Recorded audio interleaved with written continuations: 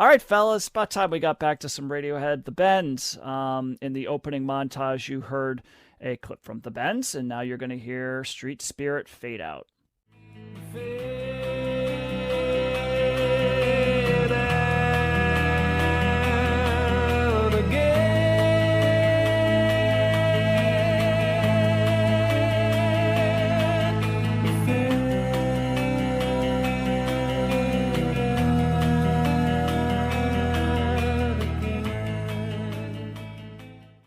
Okay, Radiohead's The Bends comes in at number 5 in the 1990s on Best Ever Albums, number 1 in 1995, number 23 of all time, and it's Radiohead's 4th highest rated album on Best Ever Albums behind Kid A from 2000, 2007's In Rainbows, and 1997's OK Computer, which we will cover all of those. The Bends is the only album we're covering tonight that made Rolling Stone's list, and it did so at number 276. And Radiohead is ranked number 2 of all time overall artist rankings on Best Ever Albums. All right, so this is their second album, The Bends, released on March 13th, 1995. We previously covered their debut album, Pablo Honey, in Season 4, Episode 26. And the story of this album is mainly kind of centered around the idea that their label, Parlophone, wanted them to essentially recreate the success of Creep, as that was a massive hit from their first record. And so because of that pressure, essentially the band was under a lot of stress. So this was not a particularly fun time for the band.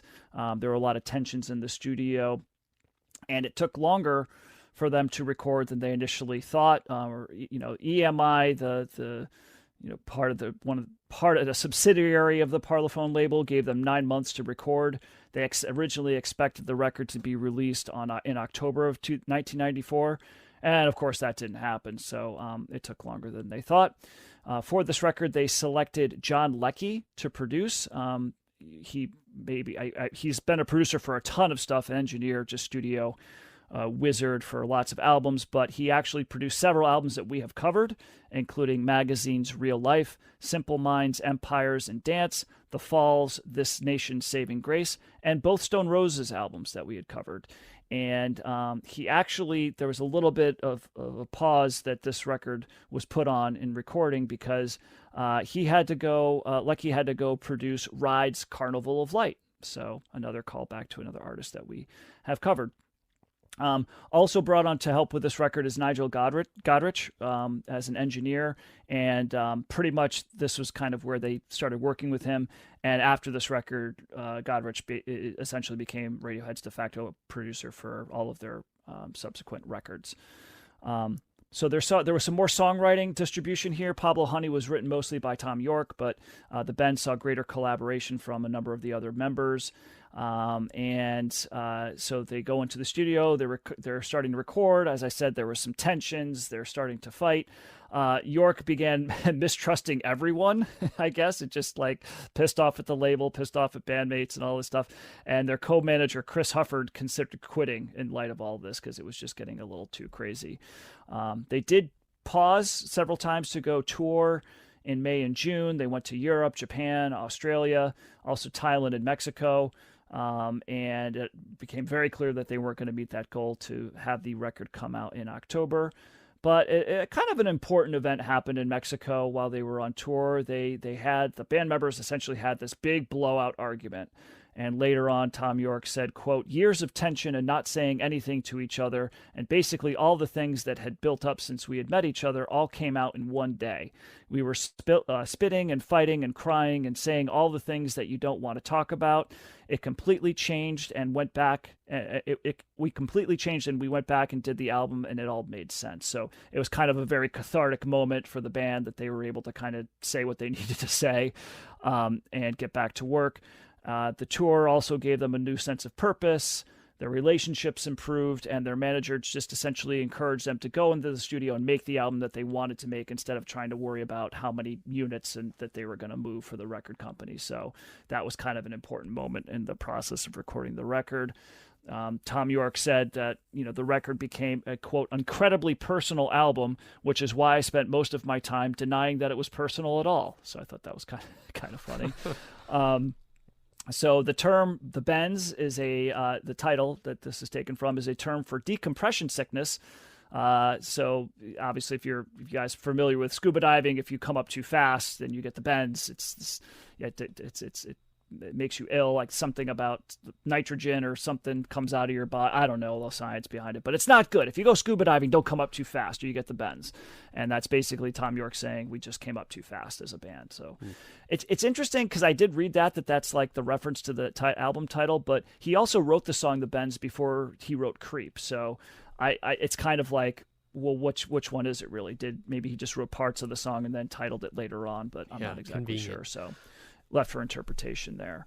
The song Sulk originally ended with the lyric "Just shoot your gun," but Tom York omitted it after the suicide of Nirvana's Kurt Cobain. He didn't want listeners to believe it was an allusion to Cobain, so he got rid of that.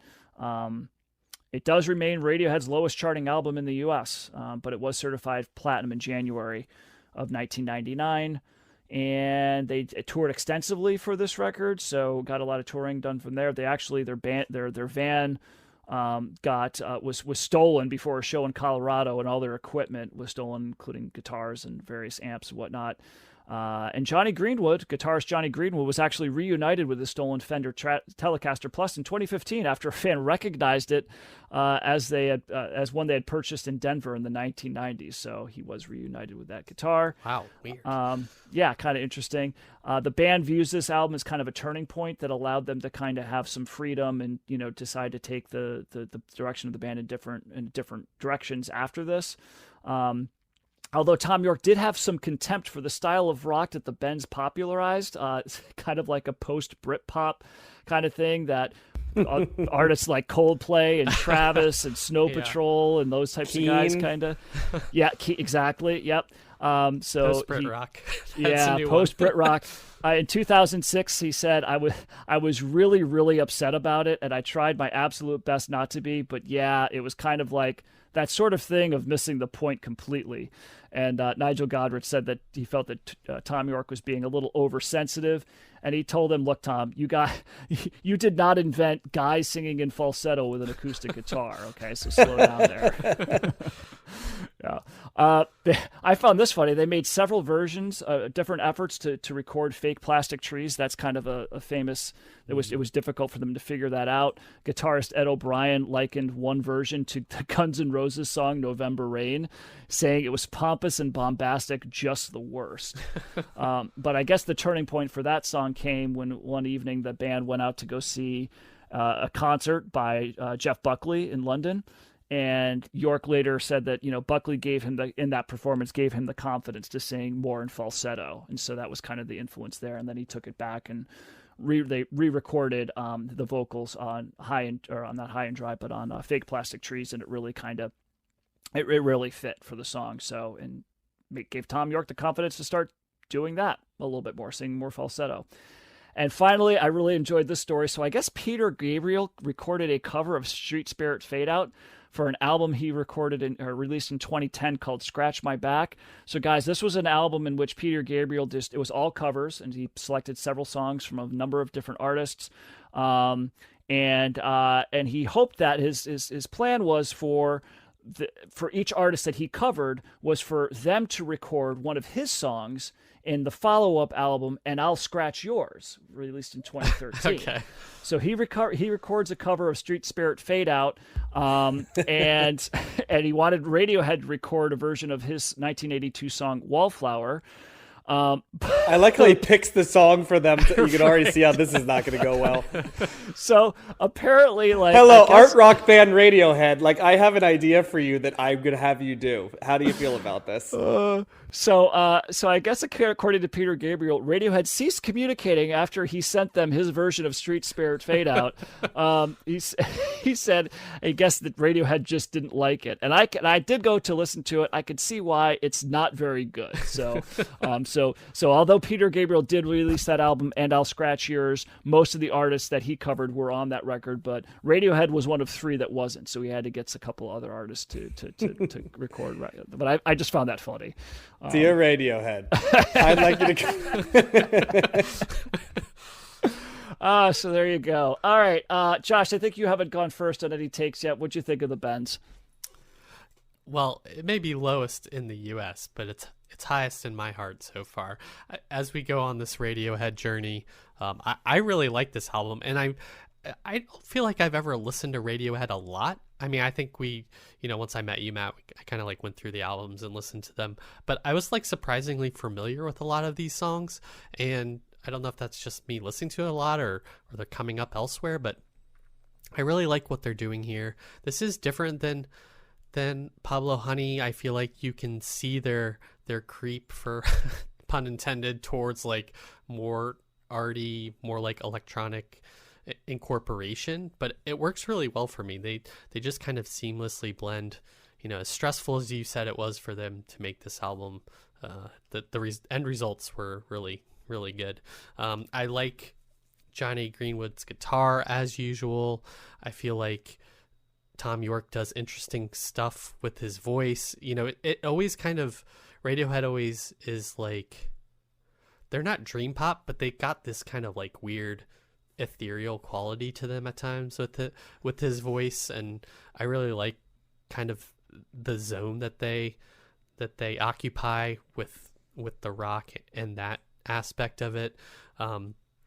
There's a lot of, I don't know if they're big hits, but there's pretty big singles on here, but I like some of the deeper cuts as well.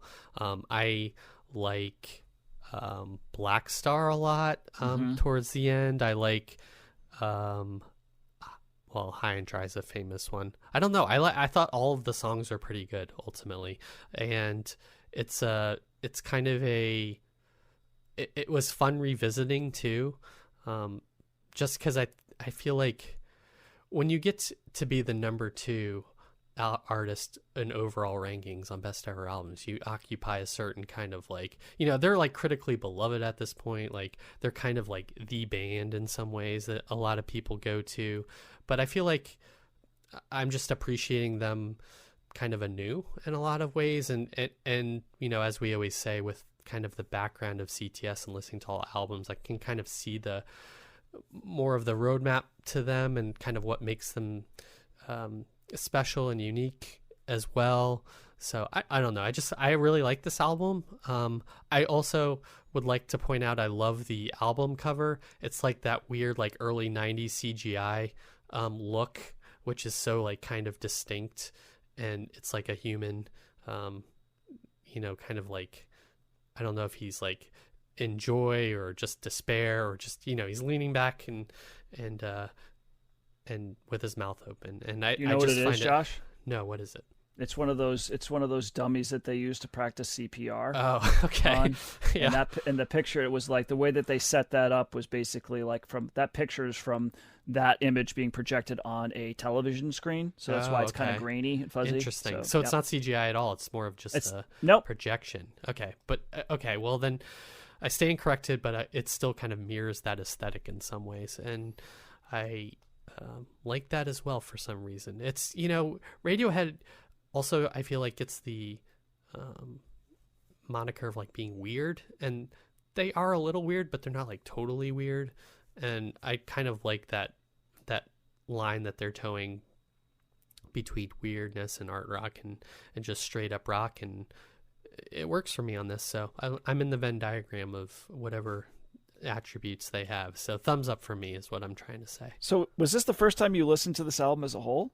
No, I've heard it before. Okay. I've listened to it a couple times, but I feel like it's so spaced out, or it just like stays in the back of my head somehow. Right. It has that familiar quality of like a dream or deja vu in some ways for me when I was listening to it this week. But a lot of like new things also came up listening to it. What about you, John?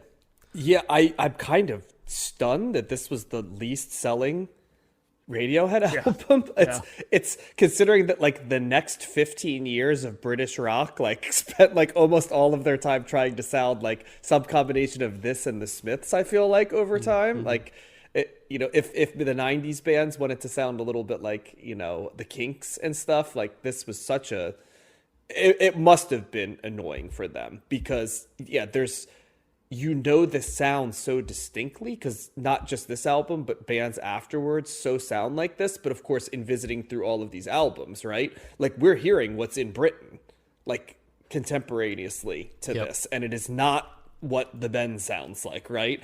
Even though 5 years later, it feels like everything from Britain sounded like to the point where the guy from Blur started making, hip hop albums, and stuff like that. Even they were like, and Jarvis Cocker became like a TV like personality because they're like, we've kind of, gone a different route. But so it's the best version of that type of music you could do. There's just so many great. You're right, Josh, in that this is like a great synthesis of what sort of Radiohead was in Pablo Honey, which was definitely more of a generic rock album.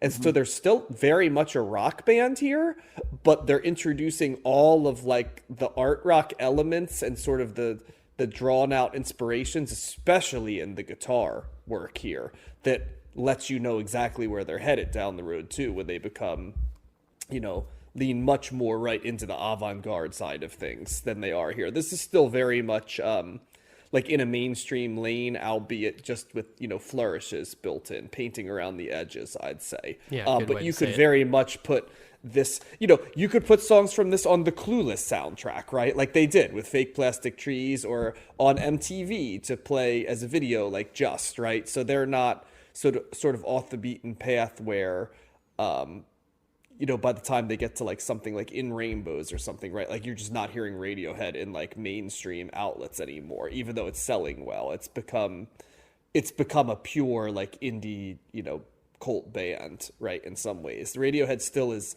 aiming for the mainstream, maybe not by design, but at least sonically where they're at on this one. But yeah, the lyrics are it's very hard to figure out what Tom York's talking about here, but it's definitely more personal than Pablo Honey was, where he seemed to be writing like sort of like archetypical rock lyrics, and later where his lyrics are like they kind of alternate between like sketches of feelings and like deeply personal, like please, like I think of like something like No Surprises, right? It's like deeply personal, but then there's other stuff that like a Paranoid Android, right? Like it's kind of it's all over the place, right? Lyrically, these seem much more urgent. That's why I could definitely tell it was bullshit that this wasn't personal, because you just read the lyrics, right? And you could tell that there's stuff that, Tom York is working through. And I think Tom York's personality is kind of like, I think Tom York's working through someone,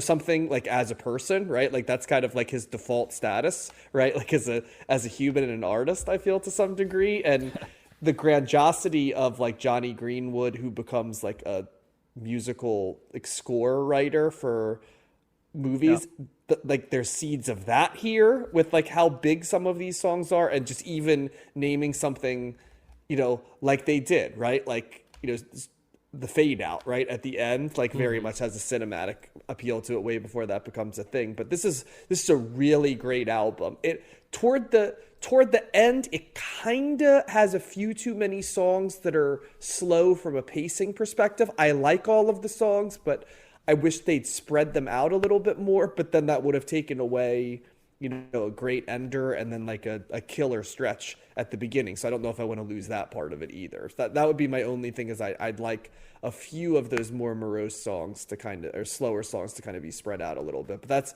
a minor quibble. This is a great album. It certainly is the album that if someone is like Radiohead curious, like, you give them this and then OK Computer, and you have them taste both of them and say like, they only get weirder than OK Computer, and they also made like a straight ahead like rock album that has Creep on it before. You could kind of choose your own adventure, for people that only want one. And then of course there's the people that love them, that like both parts of it. But there's really only one answer to like, what do you start with?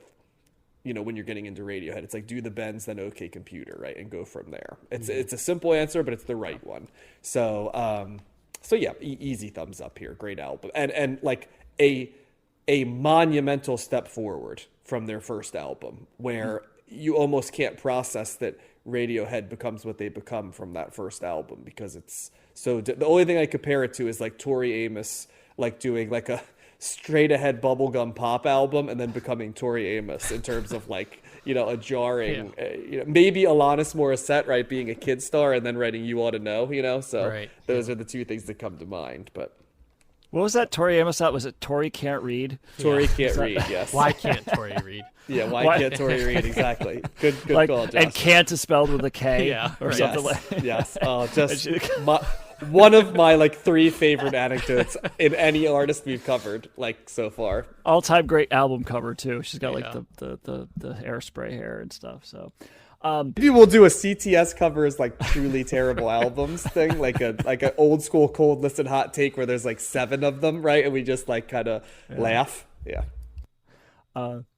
I agree with you, John. If somebody didn't know much Radiohead, this is the album to start them with, right? It's an easy entry. It's pretty accessible, right? So if you're going to be turned off by some of the stuff that they do in their later years or more experimental, you're not getting a whole lot of that here. Generally, this is kind of more of a straight ahead rock album with several ballads put in between, and so it's the songwriting's really good and the production's really good, and I think this is where you start. My relationship with this album, I remember buying it I think in a Tower Records in Long Island. I was visiting my uncle and his family, and I remember listening to it. It's one of those records that I kind of listened to here and there and stuff, but it didn't really stand out to me initially. It was kind of just I bought it because I liked the previous Radiohead album and I liked this one too. It's not like I hated it, but it didn't stick with me.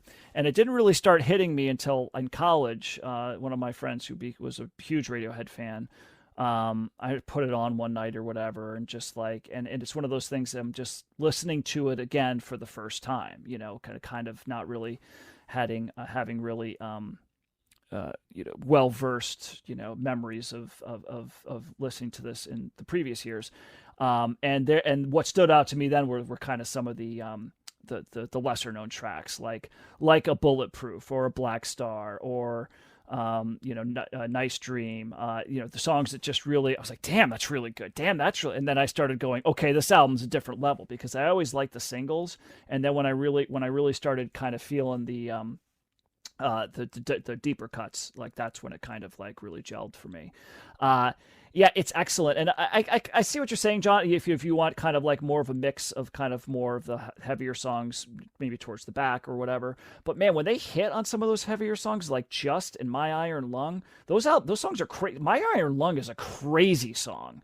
The way that they where they take that song, it's a prog. It goes pretty heavy. Yeah. Yeah, and manic, right? Yeah. It's just it's they're freaking out, and it's is that even you're questioning, is there any structure here? Or are they just it's just Johnny Greenwood just wailing on his guitar? Yeah. And then they bring it back into that really cool mellow guitar, that really cool guitar, the bendy guitar string with the bass line and stuff, and it kind of brings it comes kind of full circle a little bit. So you've got stuff like that, or a song like Just, which is kind of this chaotic guitar part where Johnny Greenwood's hitting 8 different octaves, and he's hitting at the end there, he's hitting I think that's the highest note you can get on a guitar is what he holds that note out at the end of the guitar solo there. But you also have some of the most beautiful songs that they've ever recorded, like High and Dry, which Tom York later on said he hated. He said that song sucked, and I was like, wow, I disagree with that, but okay. But that but Fake Plastic Trees, beautiful song. Bulletproof is a beautiful song. Nice Dream, and it all just fits so well. And yes, you guys are right. It's starting. They're doing some experimenting here with some of the guitar sounds, the production, kind of the spacey, nature of some of the effects that they're doing. I think I read that they kind of split up. Whereas on Pablo Honey, York, Greenwood, and Ed O'Brien were kind of basically playing the same parts. Everybody's playing this, so it became this big guitar sound that's kind of all the same. But this they went a little bit of a different direction. Whereas Tom York played more of the rhythm, Johnny Greenwood did more of the lead, and Ed O'Brien did kind of more of those the experimental noises, that were kind of coming out. And so they are certainly branching out here, but it's just a really well done record. It just sounds great. I've always loved Tom York's vocals. I love some bass. I picked up on some of Colin Greenwood's bass lines here. Phil Selway's drumming it's good. I really like the drumming style that he kind of gets into in the later albums. I think that's where he kind of tends to shine with some of those really intricate kind of like the drumming that he does. It's just the little offbeat, off kilter kind of stuff that comes in later when they do more experimental stuff. But yeah, I love, this is probably my third favorite Radiohead album. It's not the radio. It's not like, it's not a Radiohead album in terms of like what the band really became known for and what they ended up doing, but it just showed that they have such versatility in being able to do a really, really top tier straight ahead rock album and also be experimental, right? So it kind of goes to show the extent of the talent that they have. So yeah, I'm no surprise here. I'm a huge fan of this record and this band. Also looking at the contemporary reviews again, Chicago Tribune 1 star, Spin 5 out of 10. The Village Voice, Robert Christgau gave it a C, and I'm like, oh my God, wow. And so later on, now it's got all 5 stars, and it's considered one of the best albums ever. So go figure. But yeah, love it, and love the way that ends. Street Spirits Fade Out is just a great ending to this. Really kind of dark and kind of like talk about like dystopian kind of a thing. Mm-hmm. But if you want a more of a different type of version, I highly recommend The Darkness, who covered that on their album Hotcakes. It's yes. awesome. It's done yes. exactly the way a cover should be, in the true Darkness fashion. So go check that one out. Stay away from the Peter Gabriel version is my final thought. A couple comments. I always thought like Street Spirit Fade Out sounded like the beginning of a Cure album, which I always thought was interesting because it's like an inverse of it. So just something there. The other thing that fascinates me is your two favorite groups, Matt, are the Beatles and Radiohead. And everything about the Beatles being your favorite group makes sense with everything that we've done on this podcast, right? Because like everything the Beatles are, even in all their experiments, are all things that line up really well with your taste. What's always been fascinating to me about Radiohead for you is half of what Radiohead does that we've covered before is stuff you love, and half of it is stuff you hate. So it's always fascinating to me that like Radiohead somehow synthesizes together like what, like the stuff you love with stuff that you don't always love when other people do it in a package that appeals to you. So I just have always found that very interesting, Matt. Like, are you referring to Sonic Youth? I wouldn't say, I mean, there's some feedback on this, right? They play it out, but I wasn't speaking of them specific. Like, there's some art rock, that we did in the 70s and 80s that you really hate it, that is absolutely all over this album. You know what I mean? Like, when we were going through that period of time when we were covering, like, the pop group and Teardrop Explodes and stuff like, there's a lot of that type of stuff like that. I like Teardrop Explodes, but I know what you did. But yes. Yeah, but like stuff that you were like, I really don't the wedding like this. party. The wedding present, right? Wedding present, yes. Yeah. Sorry. And like stuff that you really didn't love that's like all over this. Yeah, there is a little bit of like sort of the avant-garde guitar work stuff that I guess we've kind of used Sonic Youth's shorthand for in terms of, but there certainly were other people doing that, right? And it is a rawer sound of it than something like shoegaze that sort of like glazes over it. So yeah, there's just stuff in here that I know you haven't always loved, and I'm sure that Radiohead was listening to, but that they managed to make it palatable for you. Well, so, go ahead. No, I was just gonna say, and that's why it's so fascinating to me, because like nothing about the Beatles being your favorite band doesn't make sense with your narrative, but there is some stuff with Radiohead being your second favorite band that is always interesting.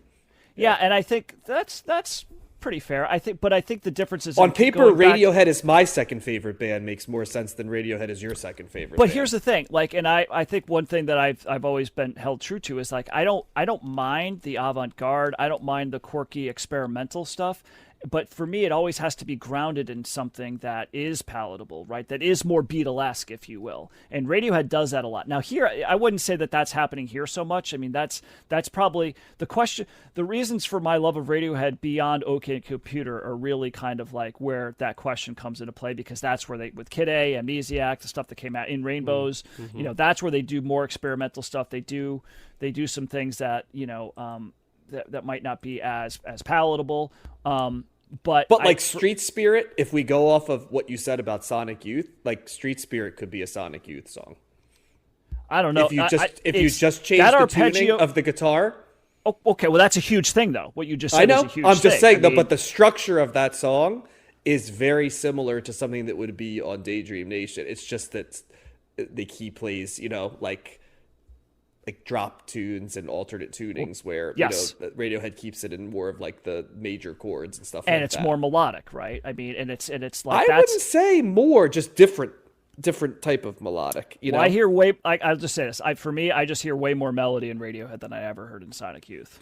I think that's a distinct thing that we always argue about, because I just think like your concept of melody is like a certain style of chords, where like for me melody is like coherence, as long as you understand it, right? You know, so that's why the alternate tunings don't bother me, because it's kind of like Kraftwerk, right? There's like melody in the weird way they do sort of offbeat stuff too. I mean, maybe I don't know, maybe we're like splitting hairs, but it's just and I'll go back to like I remember talking about Talking Heads, right? Like a band that does like quirky kind of offbeat stuff, but it's also grounded in something that's, whether it's a beat or it's a guitar part or something that I can hang my hat on at the end of the day. And I think with some of those other, not just Sonic Youth, but I think with some of those other bands, there was a big barrier to entry because I couldn't find the path to like figure out where that core, like, how am I going to hang my hat on this song? How am I going to be able to really, like, what am I going to go back to? Like, what's going to be the underlying rhythm or beat or melody that's going to get me through what the noise, right?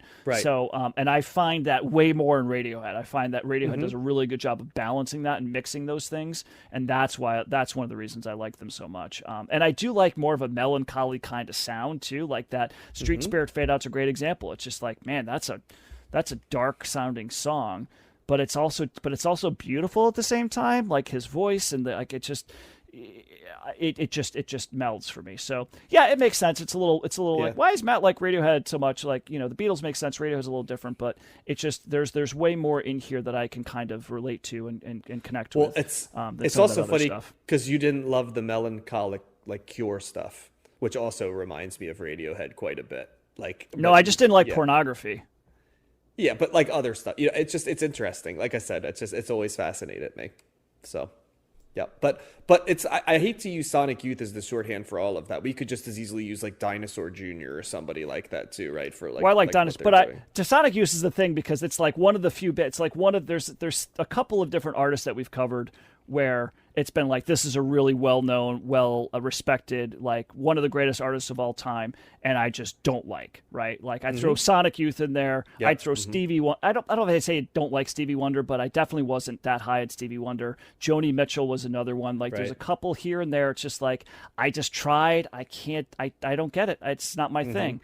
And Sonic Youth ends up becoming like the poster child of the noise rock. But you're right, John. Sure. Some of the like the pop groups, some of the other stuff from the 70s that was like, whoa. Okay, no, not. That's a bit much for me. There's other stuff like that too that I just couldn't really connect with. Yeah. There's so many bands that owe their career to Radiohead, the Bends. Like keep as in mind, you and I listen do to say, this, you're laughing. It's like, my God, like, you know, Keane and Travis and early Coldplay. It's so obvious, you know, where they're getting it from. And keep in mind too, like Tom York, like loves all that, like, you know, he really got into like the electronic stuff that we've covered before. Like some of those artists, it's like, oh, Tom York's a big fan of that, and I'm like, yeah, I'm not. I'm glad it's there because they made it influenced Tom York to do music that I really love. So I'm never going to be like, oh, they shouldn't be around, but yeah, there's even stuff that he's like into that I'm like, that's a bridge too far for me. Yeah.